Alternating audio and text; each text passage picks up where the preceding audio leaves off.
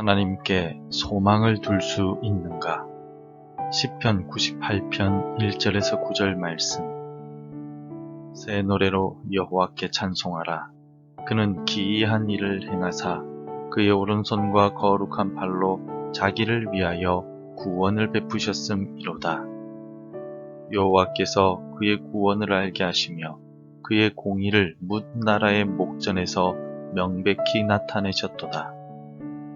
그가 이스라엘의 집에 베푸신 인자와 성실을 기억하셨으므로 땅 끝까지 이르는 모든 것이 우리 하나님의 구원을 보았도다. 온 땅이여 여호와께 즐거이 소리칠지어다. 소리내어 즐겁게 노래하며 찬송할지어다. 수금으로 여호와를 노래하라. 수금과 음성으로 노래할지어다. 나팔과 호각 소리로 왕이신 여호와 앞에 즐겁게 소리칠지어다. 바다와 거기 충만한 것과 세계와 그 중에 거주하는 자는 다 외칠지어다. 여호와 앞에서 큰 물은 박수할지어다. 산악이 함께 즐겁게 노래할지어다. 그가 땅을 심판하러 임하실 것이미로다. 그가 의로 세계를 판단하시며 공평으로 그의 백성을 심판하시리로다. 한국 리서치가 지난 12월 22일부터 26일까지 우리나라 국민 1000명을 대상으로 실시한 조사에서 올해 우리나라에 대한 평가를 내린다면 몇 점을 주겠느냐는 질문을 하였습니다. 조사 결과는 그래프와 같이 평균 4점에 좋지 않다는 부정적 평가가 53%, 좋다는 긍정적 평가가 23%로 나타났습니다.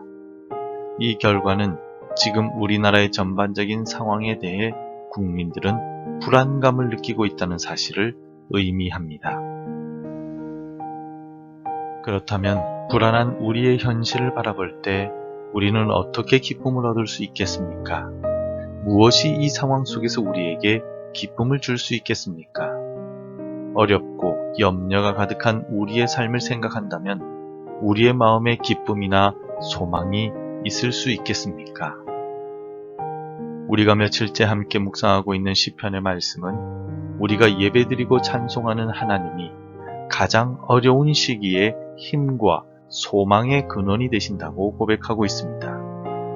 하나님의 품 안에서 기쁨을 얻고 소망을 찾게 되길 바랍니다.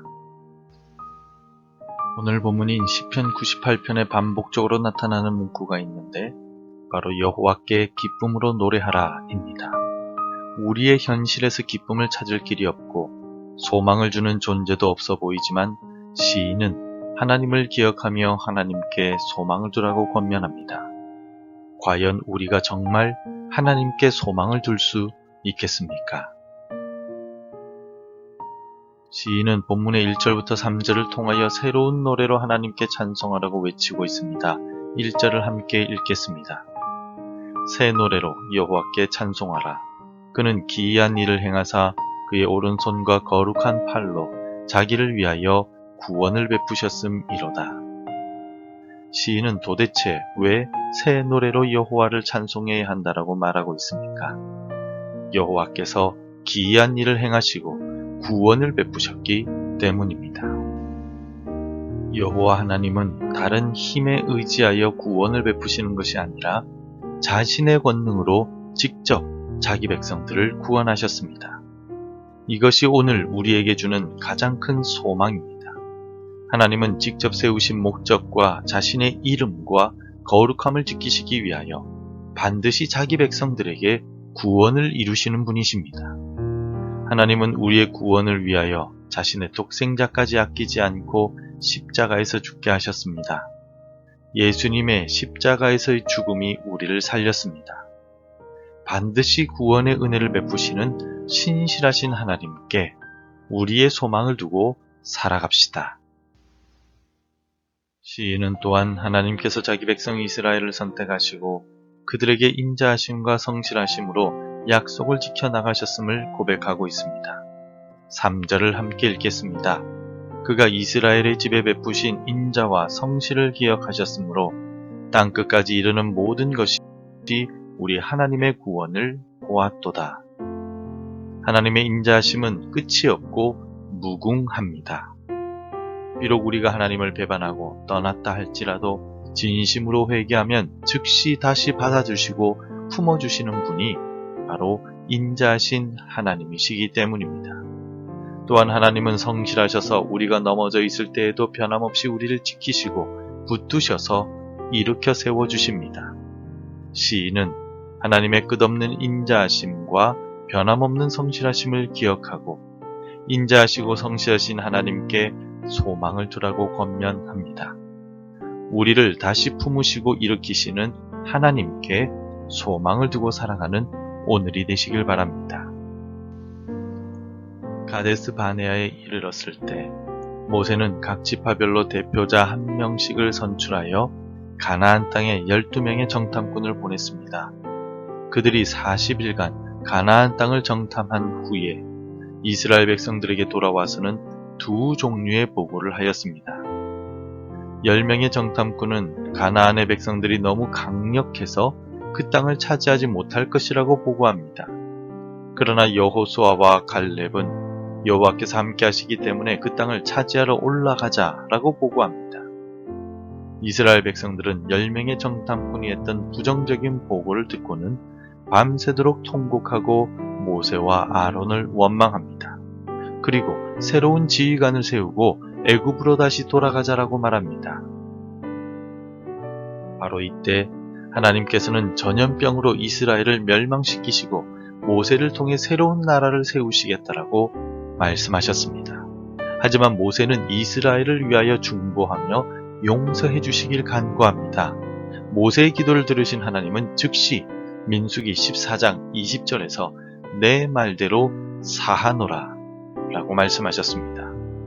아무리 패역하고 하나님을 의심하고 배반해도 회개하기만 하면 하나님은 용서해 주시고 받아주시는 인자하신 분이십니다. 그러므로 성도 여러분, 오늘 우리는 이렇게 살아갑시다.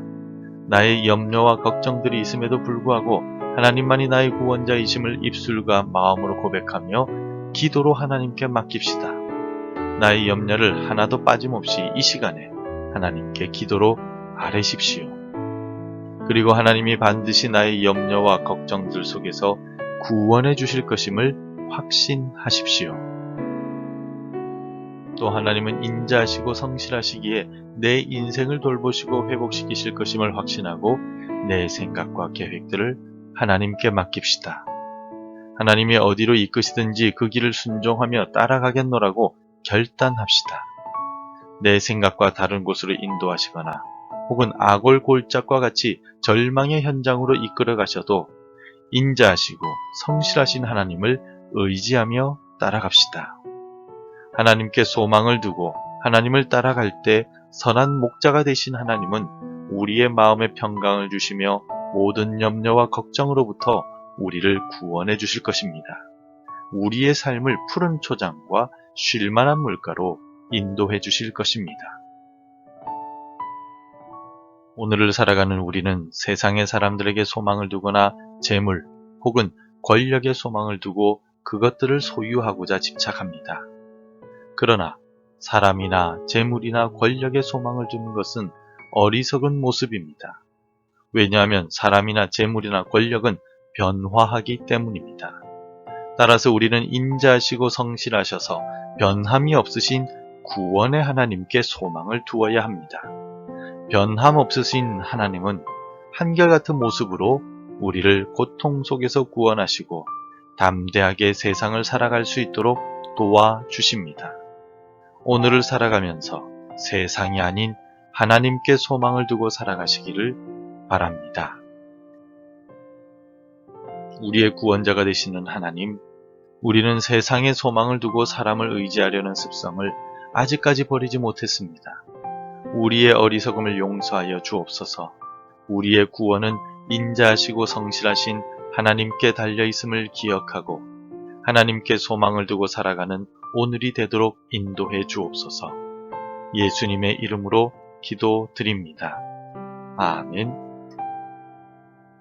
계속해서 함께 기도해 주시기 바랍니다. 우리의 구원의 반석이신 하나님을 의지하며 살게 하소서. 오늘을 천국 소망을 가지고 살아가게 하소서. 혼란스러운 우리나라를 긍휼히 여겨 주소서. 복음 전해야 할 한 사람이 생각나게 하소서.